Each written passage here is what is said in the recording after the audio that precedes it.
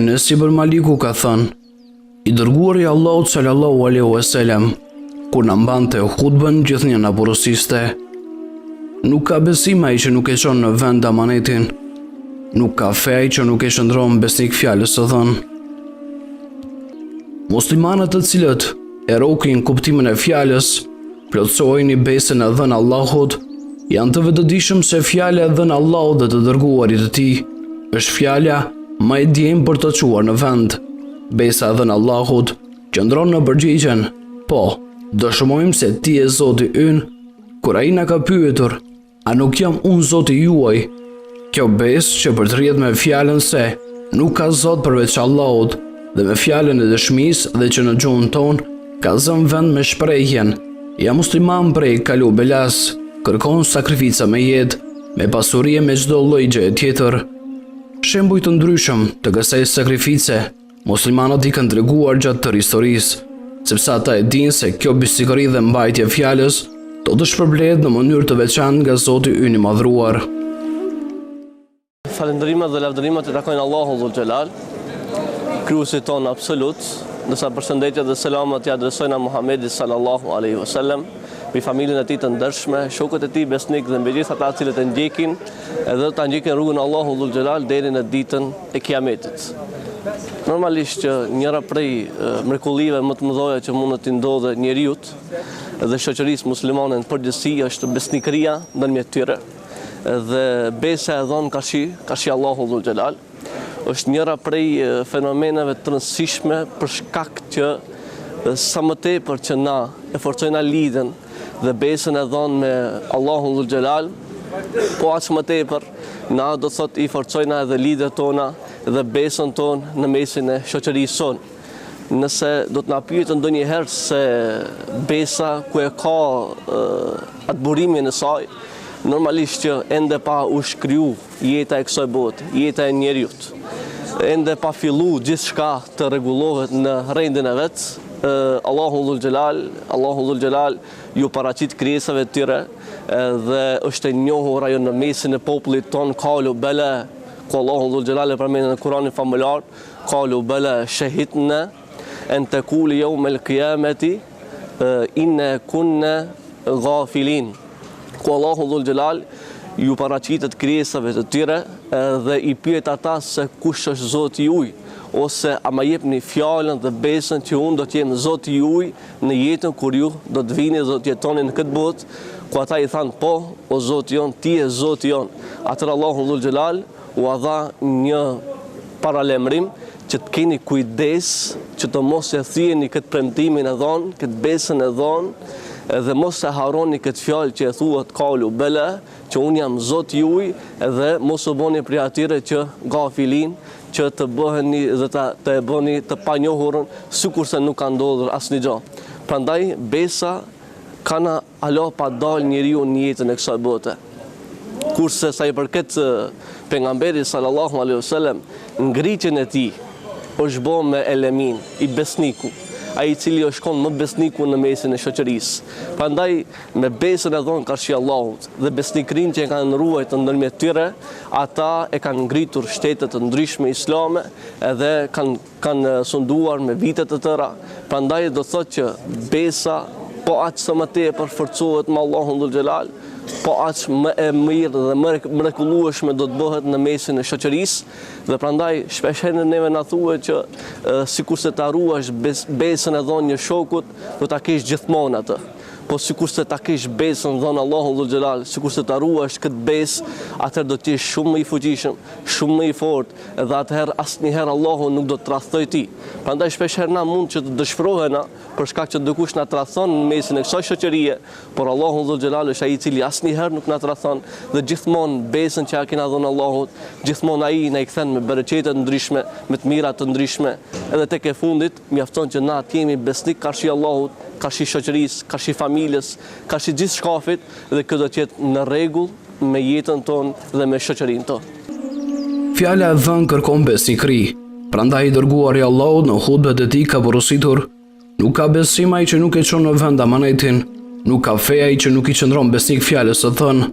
Fjala e dhënë Allahut dhe të dërguarit të tij është privilegj dhe kërkon më shumë ndjeshmëri. por i dërguari i Allahut na mëson se thelbësore nuk është kujt i jepet fjala, por vetë fjala e dhënë, se nëse është dhënë një fjalë apo është bërë një marrëveshje, atëherë asaj duhet përmbajtur se s'bën. Sa i përket besës dhe besnikërisë ka shi Allahu dhul xhelal, do doja që të veçoja edhe fjalën e pejgamberit sallallahu alaihi wasallam, e cila e përshkruan ndoshta edhe më mirë sa i përket besës ka shi Allahu dhul xhelal, është ai i cili nuk ka besë, ai nuk ka fe. Pra do thotë jo që ai del prej fesë, por do me thonë i mungon gjëja më bazike. Pra i mungon besa në fejnë në cilën ai është, feja islame prandaj. Prandaj pejgamberi sa me tha këtë fjalë edhe e mbolli në mesin e shoqërisë që mos tradhoni, por ruajini besën Allahut, familjeve, shokëve, rrethit të shoqërisë, e shtetit ku do të jetoni, për shkak që kjo është e rëndësishme për ju, dhe prandaj ai i cili nuk ka besë, ai nuk ka edhe fe. Me këtë, sikur se pejgamberi sa e mbolli në zemrat e tyre se mos tradhoni. Po ja jepni fjalën Allahut diçka ose pejgamberit ti ose ndokujt, ruajini atë dhe mos e tradhoni fjalën e dhon, sikur se na i kena thonë Allahut, qalu bela. Prandaj do dua që të veçoj këtu një prej ngjarjeve dhe një prej historive islame e cila bëhet fjalë për një plak. Enes bin Nadr radiallahu ta'ala anhu, i cili ka qenë njëri prej sahabëve të shtirë në moshë. Dhe në pamundësi që të merr pjesë në luftën e Bedrit, aq tepër u mërzit, aq tepër u pikëllu për shkak që nuk ishte në krah të pejgamberit, dhe kështu që e ja dha një fjalë Allahu dhul xhelal, pra u besatu me Allahun, pa i treguar ndokujt, por vetëm u besatu me Allahun dhe i tha që o Zot, nëse do të vije koha që të bëhet një luftë tjetër, unë do të jem prej atyre që do të sakrifikoj më tepër se gjithçkush brenda asaj lufte. Dhe kështu që erdhi koha që ai ta tregojë veten. Në luftën e Uhudit, që dihet në historinë islame që është njëna prej luftave cilat baraz do të shkojnë me mushrikët e Mekës, dhe ku pejgamberin sallallahu alaihi wasallam e tradhtuan ata shigjetarë të cilët duheshin të rinë në vendin e tyre, dhe kështu që Enes bin Nadr, kur ata gjithu tërhekën, kishte personi dhe sahabiu i cili nuk o tërhekte, por përkundrazi ai shkonte para, dhe dikush prej sahabëve ndali dhe i tha, ndalo, për shkak që do me thonë lufta është duke u humbur, ndalo, ai plaku i tha që unë ja kam dhënë fjalën Allahu dhul xhelal, edhe unë këtë fjalë do ta ruaj, dhe unë do të bëj një luftë e cila do të mbahet mend në histori. Dhe kështu ndodhi. Enes bin Nadr hiri në mesin e asaj turme, duke i mbrojtur shokët e tij, sahabët e tij, pejgamberin e tij sallallahu alaihi wasallam, dhe kështu që e humbi jetën. Ai plaku Enes bin Nadr, kur e morën trupin e tyre, pejgamberi sallallahu alaihi wasallam e mori dhe e pa trupin e tij që i kishte 80 plak nga sakrifica dhe lufta dhe fjalën dhe besën që ja kishte dhënë Allahut, që unë do ta bëj një luftë atilla e cila do të mbahet mend në historinë islame me 80 plak, dhe kështu pejgamberi sa me shikoi trupin e tij dhe i tha që ky është prej personave dhe prej njerëzve që e mbajti fjalën Allahu dhul xhelal, dhe unë dëshmoj që ky e ka mbajtur fjalën Allahu dhul xhelal, dhe kështu që edhe Allahu dhul xhelal e përmend në Kur'anin famullar, ku thotë që ka prej besimtarëve musliman الرجال, thot burra të cilat e mbajnë fjalën e dhënë Allahut, dhe të atil që e kanë dhënë jetën e tyre, dhe ka të tjerë cilat presin për ta dhënë të njëjtën jetën e tyre për hir të kësaj feje dhe për hir të këtij dini. Dhe prandaj Enes bin Nadr është sinonim i besës ka shi Allahu dhul xhelal, dhe shpeshherë ju mund të hasni në librat e historisë islame që kur përmendet besnikëria ndaj Zotit, besa ndaj Allahut, Enes bin Nadr do të jetë theksi dhe historia më e veçantë e besës ka shi dhul xhelal. Nuk ka rëndësi kujt dhe pse i jepet fjala, por thelbësore me vlerë dhe rëndësishme është vetë fjala e dhënë. Prandaj detyruese nuk janë vetëm marrëveshjet juridike apo kontratat zyrtare, por edhe premtimet e vogla apo të mëdha të jetës së përditshme që përfshin çdo individ të shoqërisë. Prandaj njeriu nuk duhet ta nënvlerësojë dhe ta anashkalojë qoftë edhe fjalën që i jep fëmijës. Nga ana tjetër, i dërguari i Allahut, i cili besimtarët i shikte si një trup, fjalën e dhënë prej dikujt prej tyre, e ka konsideruar të obligueshme edhe për të tjerët.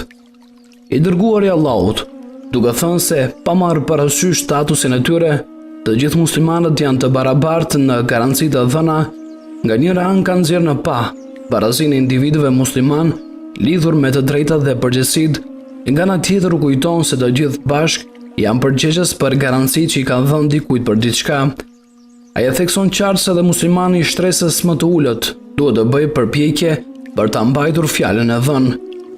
Pejgamberi sallallahu alaihi wasallam ka mbjell edhe disa gjëra tjera në lidhje me besnikrin, me besën ka shi Allahu dhul xhelal, përmend shumë histori të ndryshme, përmend edhe një hadith prej haditheve të pejgamberit sallallahu alaihi wasallam që transmetohet nga Ebu Hurajra radiallahu ta'ala anhu, i cili tregon për një historin e një të sëmuri, i cili ishte sëmur nga lëkura, lebroza, një sëmur tjetër i cili kishte problem me rrëmjen e flokëve, pra ishte pa flok, dhe një person tjetër i cili kishte problem me verbrin.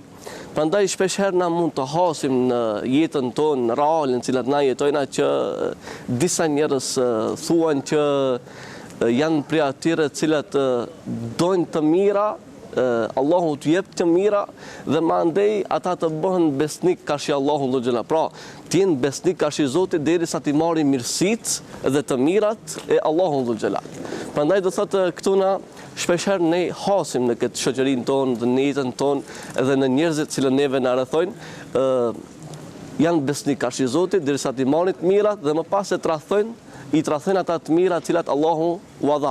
Dhe kështu që kjo histori, edhe ajete kuranore ka që flasin për ta që po qëse ato domethënë do të vinë në gjendjen në cilën duan të jenë, pra komode, dhe atëherë tradhojnë amanetin dhe besën ka shi Allahu dhul xhelal. Dhe kështu që përmendet një histori e Ebu Hurajra radiallahu anhu, siç e përmenda në fillim, transmetohet për këtë grup njerëzish, pra për 3 lloje njerëzish, të cilat një prej melaçeve të Zotit i vizitoi këta dhe ju tha që Allahu më ka dërguar mu, unë jam melek i Zotit dhe kam ardhur me ma plësu dëshirat juve. Shkoj tek i pari i cili kishte problem me lëkurën, pra lebrozën, dhe tha çfarë dëshire ki? Atëherë i tha kam dëshirë që ta kem lëkurën sikur se e kanë njerëzit tjerë. Atëherë tha, kjo është e lehtë, diçka tjetër çka don? Tha dua të kem, i kam dëshirë, i kam përqejfi edhe deve, dua ta kem edhe një deve. Okej, do më thonë kjo ndodhi dhe kjo u arrit nga melaçja e Zotit dhe kështu që ju dhurua lëkura sikur se njerëzit tjerë dhe ju dhurua edhe një deve. Shkoj tek personi tjetër i cili kishte problem me rrëmjen e flokëve dhe u talleshin njerëzit me të dhe donte që të kishte flokë sikur se njerëzit tjerë. Dhe kështu që melaçja e Zotit tha kërko çka duash, e kërkoi edhe këtë njëjtën, edhe për dallim prej kësaj kërkoi edhe një lopë që ta ketë në pronësi të vetën. Shkoj tek personi i cili kishte nevojë për të pa bukurinë e kësaj bote, për të pa njerëzit e ngjirat e kësaj bote dhe kërkoi diçka, tha unë dua vetëm një gjë, që ti të më japësh shikimin dhe të shikoj të mira që Allahu dhul xhelal i ka dhënë gjithë njerëzve të tjerë. Dhe i adhuroi këtë, po njëkohësisht i adhuroi edhe një dele. Dhe kështu që tu tret u bën me ata që i doshin dhe me diçka shtesë. Por e rëndësishmja është që ta tu tret u pasuruan aq shumë me bereqetin e Zotit, duke u bë të na përdorës shtallë, pra një tuf me deve, një tuf me lopë të ndryshme dhe një tuf me dele të ndryshme. Edhe kështu që u paraqit plaku, tash melaçja e Zotit paraqitet në forma të njëjta pas disa viteve. Dhe shkoi tek personi i cili kishte problem me lëkurën, një plak i shtirë në moshë që kishte problem me lëkurën. Dhe i tha, unë kam mbetë në rrugë. Ako mos i thatë ma japësh një deve që unë ta vazhdoj rrugën për me shku deri tek vendi ku du me shku. A i tha, largoju, tha, sapuna jote që vinë këtu dhe kërkojnë diçka prej meje, tha, unë nuk mu me ma plësu gjitha dëshirat juve. Edhe kështu që a i nuk ja pranoj. Atëherë tha, ki plaku i cili ishte melaçja e Zotit, tha, unë tha të njoh prej ndëkuj, ti s'ke pas që ka shpasuri. Tha, largoju, tha, nga unë, tha, nuk t'jap. Atëherë tha, inshallah Zotit të jep edhe të sjell në drejtën cilën një kon më herët dhe u largu melaçja e Zotit. Shkoi tek personi i cili kishte flok edhe që kishte pasur problem me rrëmjen e flokëve. Dhe kështu që njëtë shkoi një plak i cili ishte problem me rrëmjen e flokëve, njëtën drejtë që kon më herët ai. Edhe ja kërkoi një lopë për shkak që kishte nevojë për to. Edhe ai refuzoi, edhe përsëri i tha që inshallah Zoti të sjell në drejtën në jetën cilën e kon më herët. Dhe shkoi tek personi i tretë dhe i tha që ishte i verbër. Dhe i kërkoi një dele që ta merr, të pjek dhe ta shet dhe të ecë në vendin ku don të shkojë. Edhe ai tha, me zemërgjësinë më të madhe. Tha, unë jam kon njeri i varfër, unë jam kon njeri pasi. Pa Allahu Zul Xhelal, tha, nuk do të kishte asnjërin prej tyre. Dhe kështu që tha, merre tha jo një, po sa të doje zemra, dhe për shkak që kjo asnjëna prej këtyre nuk janë të mijat. Atëherës me laçe e Zotit tha, jo, unë jam me laçe e cila ka qenë më herët, që ta ka kthy ty shikimin dhe ta ka dhënë gjithë këtë pasuri është e jotja, dhe e lutja Allahun që t'ja shtojë edhe më tepër pasurinë, dhe i tha dy shokët e tu më herët, ata e tradhtuan besën Allahut, edhe Allahu i ktheti sikur se kanë më herët, ndërsa ti ai i cili e vërtetove besën ka shi Allahu Zul Xhelal, edhe Allahu ta ruaj shikimin, të jep shëndetin dhe ta ruaj pasurinë dhe të ashtoj pasurinë inshallah. Pejgamberi ynë i dashur ka deklaruar: "Ma jepni garancinë e emër tuaj për 6 gjëra, që unë t'ju jap garanci për xhenet. Kur të flisni thoni të vërtetën, kur të jepni fjalën mbajini, kur t'ju besohet ndonjë emanet çojini në vend atë, ruajini nderin tuaj, ruajini shikimin tuaj nga ndaluara dhe hiqni duar prej haramait. Nuk duhet harruar se mbajtja e fjalëve të dhëna, besnikëria në premtim dhe respektimi i marrëveshjeve, ashtu siç do të sjellin shpëtim individit, edhe shoqërisë do të sjellin paqe e qetësi. Do të sjellin njeriu të dashurinë e Allahut dhe besimin e njerëzve, dhe shpërblimin për to do ta jep Allahu fuqiplot. Kurse fjala që nuk mbahet, premtimi që nuk çohet në vend dhe mos respektimi i marrëveshjes së arritur do të shihen si shenja të hipokrizisë tek njeriu dhe gjithashtu do të shpëtojnë rënimin shoqëror. Kur e kemi fjalën tek besa në Allahun Dhul Xhelal, përmenda më herët gjitha gjërat cilat lidhen me Allahun, me pejgamberin e tij, me shokët e tij, me ngjarje të ndryshme, por shpesh herë neve na pyetet se besa në Allahun Dhul Xhelal dhe besnikëria në mesin e shoqërisë, a duhet të jetë vetëm në mesin e muslimanëve, ose duhet të ketë edhe një besë që ta ruajmë besnikërinë edhe kundrejt shteteve të cilat janë jo islame, ose njerëzve të cilat nuk i takojnë fesë islame, që është më e rëndësishme për mua. Për shkak që do thotë, nëse na nuk tregohena besnik ka shitire, atëherës ku do tjetë ajo pasqira jonë e fesë son islame që e prezentojna dhe e përfaqësojna, dhe prandaj shpesh herë në historinë islame hasim, që dua të ndajnë ju një rrëfim të shkurt, është në Homs, në Sirinë e Sodit, në një kohë kur muslimanët e shliruan atë vend, dhe ju e dini që në rregullat fetare është, po që se e pranon fenë islame, nuk i obliguar nga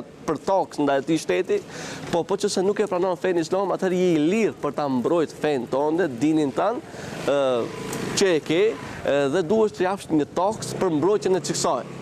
Dhe kështu që krishterët e atij vendi nuk e përqafuan fenë islame, por vendosin që të jenë të krishterë dhe të paguajnë toks karshi muslimanëve që do t'ja ruajnë jetën, nderin, pasurinë e tyre, fenë e tyre kështu me radhë. Dhe kur u rrezikuan muslimanët, pra erdhi një armik i cili arriti që t'i fitoj në luftë, arriti që t'i mbizotroj në sundimin që e kishin ata, dhe kështu që i morën parat, toksa që kishin dhënë të krishterët këtyre muslimanëve, dhe u akthetën përsëri, për shkak që na thotë nuk kena mundësi për t'ju mbrojt juve më tepër, dhe kështu që kjo pasuri është e juja. Ata u çuditën me këtë fenomen që e bënë këta muslimanë. Pra nëse ju qenë keni prej atyre që e ruajni edhe këtë fjalë dhënë, pra edhe toksin që ne u kemi dhënë, ne kena pas edhe prej popullit tonë, prej fesë sonë, njerëz që kanë sundu edhe që kanë udhëheqë me shtetet tona, por askush nuk na ka kthyer përsëri toksat, cilat pasurinë, cilat e kishin dhënë më herët. Dhe kështu që ata vendosën që të bëhen musliman preqësoj ndodhje. Prandaj besa karshi Allahu Dhul Xhelal dhe besa karshi shoqërisë muslimane dhe besa karshi shoqërisë jo muslimane do duhet truhet. Dhe kjo është pasqira e besimtarit musliman. Pra ai i cili ka besë në Allahut e ruan besën me të gjithë. Dhe kështu që pejgamberi sallallahu alajhi wasallam e vërtetoi edhe me fjalën e tij kur di prej sahabëve kryesor, kur e thëmë prej di sahabëve kryesor, njerëz me famë, me autoritet, që ishin afër pejgamberit, nuk morën pjesë në luftën e Bedrit. Pse, thua vallë, ata nuk morën pjesë në luftën e Bedrit? Për një arsye që duhet të jetë ndoshta jo arsyeshme. Pra pse thëmë këtë? Për shkak që ata i takuan në rrugë mushrikët e Mekës. Dhe kur afruan në rrugë, ata i thanë na jepni besën. Pra betojeni në Allahun e juaj që nuk do të na luftoni neve me Muhamedin alayhi salatu wasalam në ndonjë luftë. Dhe kështu që ata në detyrim e dhanë këtë besë dhe shkuan te pejgamberit me frikë, ja Rasulullah, kena bërë një gabim shumë të madh. Çfarë gabimi? Tha, ne ja kena dhënë besën, jena besatu para Allahut, karshim mushrikëve, që nuk do t'ju bëj luftë, nuk do t'jena në luftë bashkë me ti. Atë çka i tha pejgamberi? Çka pritet që thot pejgamberi, njeriu më i ndritshëm, njeriu më i mirë i historisë njerëzore, njeriu i cili flet bota mbar, njeriu i cili ka nevojë bota ndoshta për 5 minutat e tij me ardh dhe me rregullu gjithçka këtë të llovi që neve na ka shkaktuar. Pejgamberi sa më tha, atëherë sa mbajeni premtimin e dhënë karshi Allahut, ruajini premtimin e dhënë karshi Allahut, Allahu do ta jep forcën e juaj edhe pse ju nuk do të jeni në luftë. Shumë e thjeshtë. Pra pejgamberi sa e ruajt ke besën e dhënë ndaj Allahut edhe me jo muslimanët. E lëre mo me gjenjën cila na jena, sa na mungon besa në mesin e muslimanëve, në mesin e një shoqërie, në mesin e një rrethi, po ndoshta edhe në mesin e shtetit ton. Kështu që pejgamberi sa mesazhet janë të qarta. Nuk bëhet fjalë besa ndaj Allahut. As nuk bëhet fjalë besa karshi pejgamberit të tij. As nuk bëhet fjalë besa kundrejt muslimanëve. Atë shumë që pas ka dhënë rëndësi besën karshi jo muslimanëve, që nuk duhen diskutohen këta të tretat, dhe kështu që e lut Zotin e Madhërisëm që të na bëjë prej atyre të cilat do ta ruajnë besën karshi Allahut, do të dalim para Allahut faqe bardh, me fytyrë të bardh, edhe kalu bele që na e kena dhënë shahidne, o Zot, na do të dëshmojna që ti je Zoti jon, do të jena të kujdesshëm, do ta ruajmë këtë besim, dhe kur do të dalim dhe kur do të vdesim, do të dalim me këtë besigëri që e kena ruajtur kashit e ja Rabbel Alemin. Elhamdulillahi Rabbil Alemin. Besnikëria ndaj fjalës së dhënë do të sjellë nder e siguri në këtë botë dhe favorin e Allahut të Madhërisëm në jetën e përjetme.